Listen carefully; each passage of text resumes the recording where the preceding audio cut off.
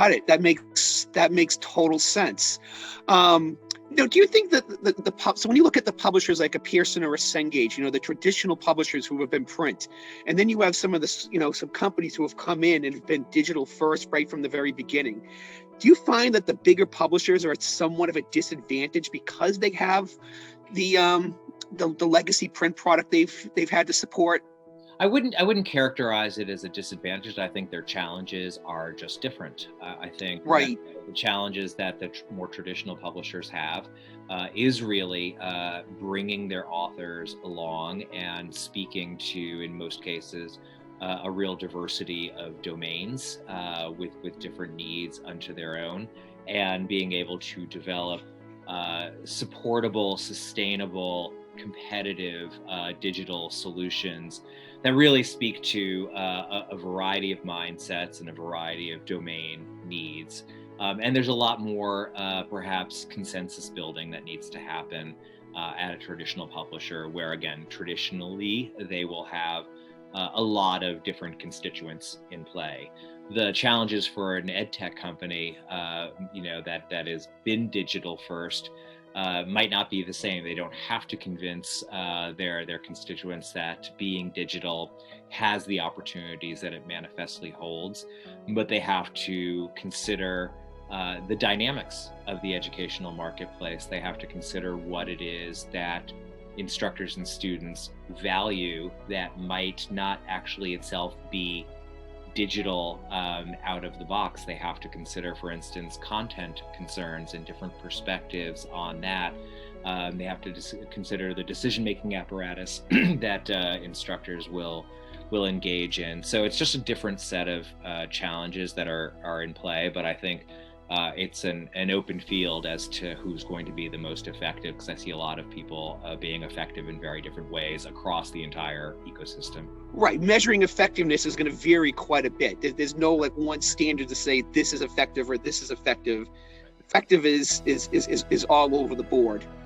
Right. And effective ultimately comes down to who is helping students achieve the best measurable outcomes, who is alleviating the burdens of instructors and making their lives easier, and who is creating the most equitable playing field for all of their learners and instructors.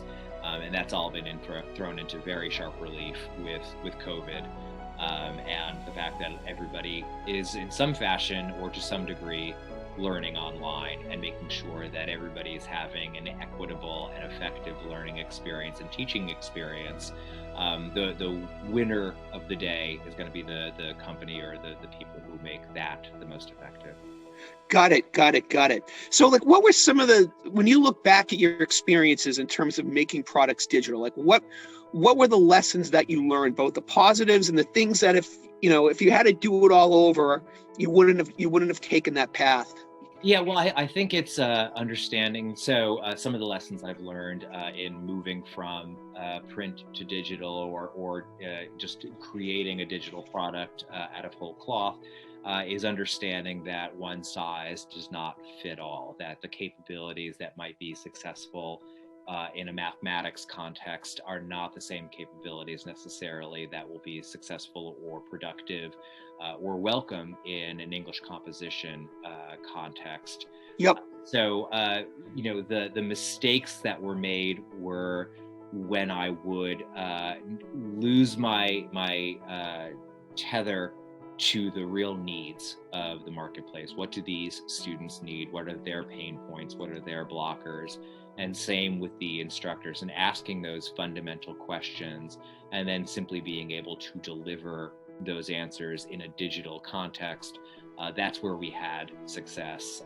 But simply trying to create a product, there are some markets, some domains where the activities and the actions that are engaged in to learn and to master what that domain is, simply inserting a digital product in the middle of that isn't always effective. It really has to speak to and unburden students and instructors in some fashion. So creating a homework platform for a composition market, for example, is not necessarily the way to go, but creating capabilities, if I'm using composition as an example, creating capabilities that enable students to engage in the recursive, authentic process of writing without necessarily inserting ourselves into a deliverable between them and their instructor.